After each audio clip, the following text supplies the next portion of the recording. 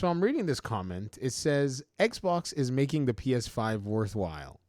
And then the person said Sony has no games. Learn from Xbox, you can still make a ton of money with no games backed up by Xbox, no doubt.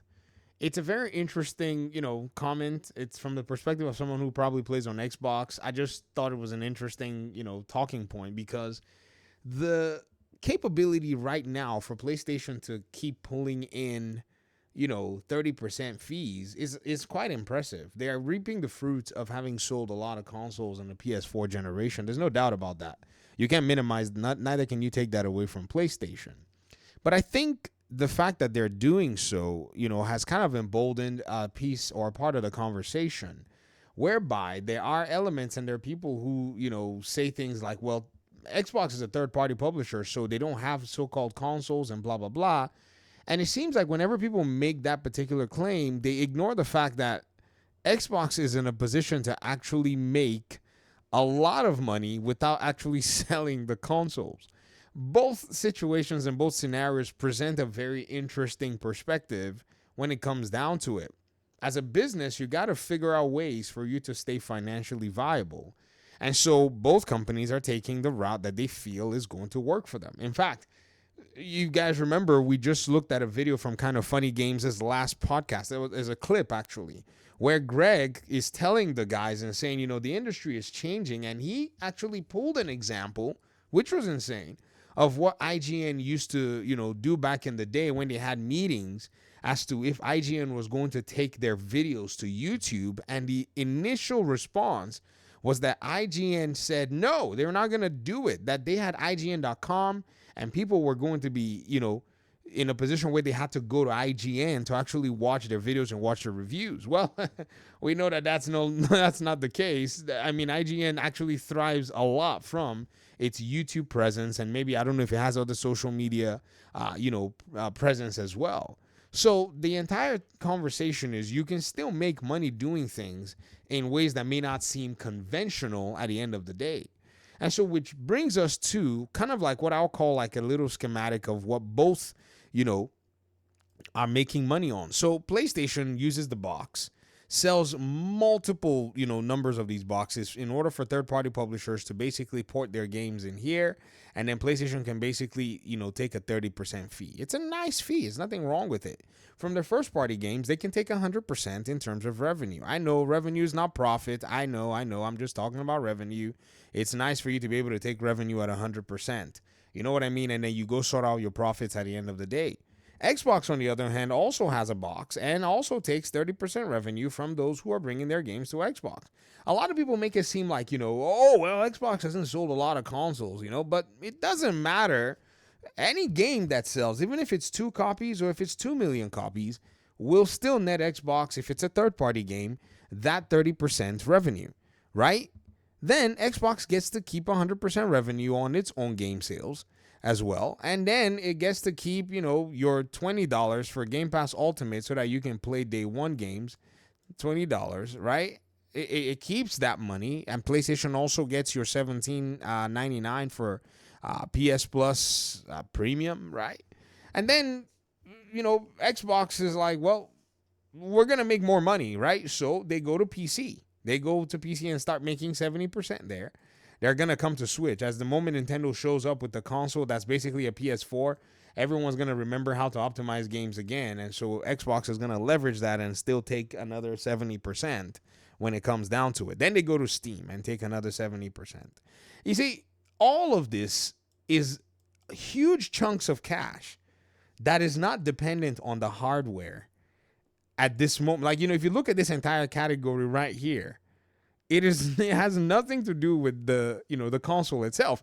But this category here does have stuff to do with the console because the 30% fees, the 30% fees on third-party games, the 100% on first-party games, the $20 on Game Pass, and then there's also $20 on Game Pass on this side here. So within and outside the console, Xbox has a lot of viable means to go ahead and stack up revenue, right?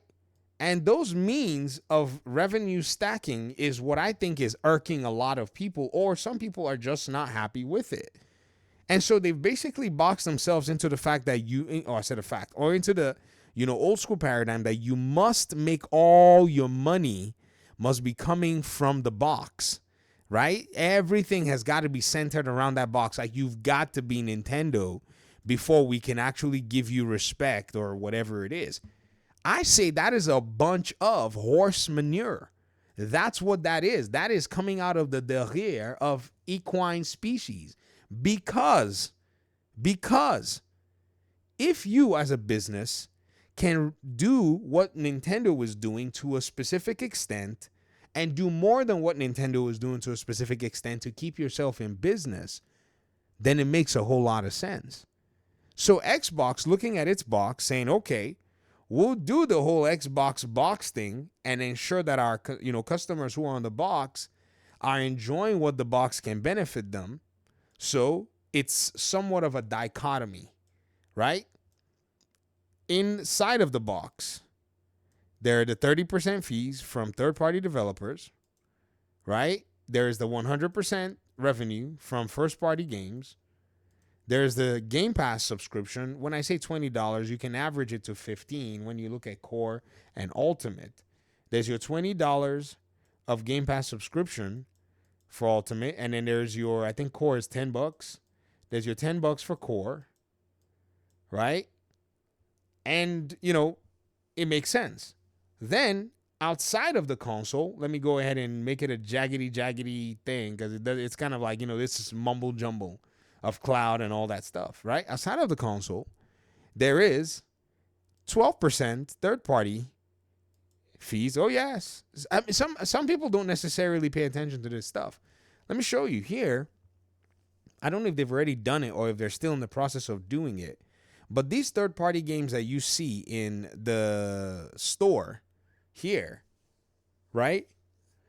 If it's a third-party game, Xbox takes only 12%, I think. That's the last reporting I heard. Because Steam and Epic are very competitive. Well, Steam takes 30% up to a specific point, and then they start reducing that percentage for you, depending on how much you keep selling, right? Epic Games takes a flat, I think, 18%, and I think Xbox was gunning for 12%. So they get 12% there on third-party games. They get your $20 for Game Pass PC. Actually, no, they get your $12 for Game Pass PC. Let me go ahead and write that very properly here, right? So $12 for Game Pass PC. They get your 100% for any Xbox game you buy on their platform. They get 70% on Steam.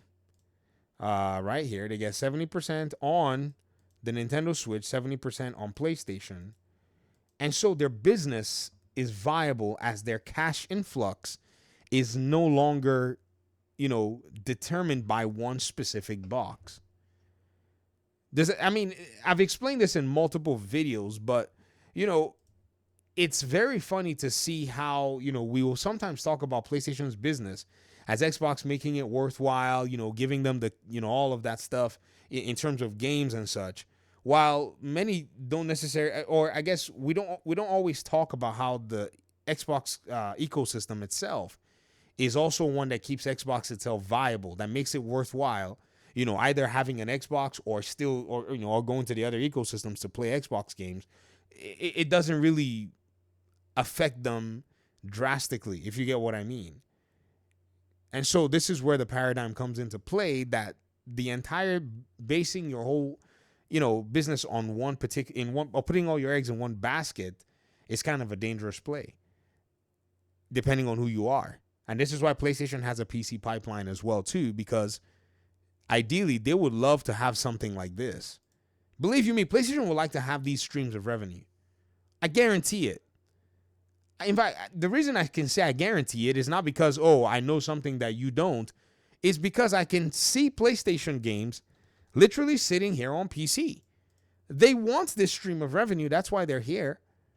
What other reason would bring them here? Money. Thanks for watching the video. Talk to me in the comment section. Peace out.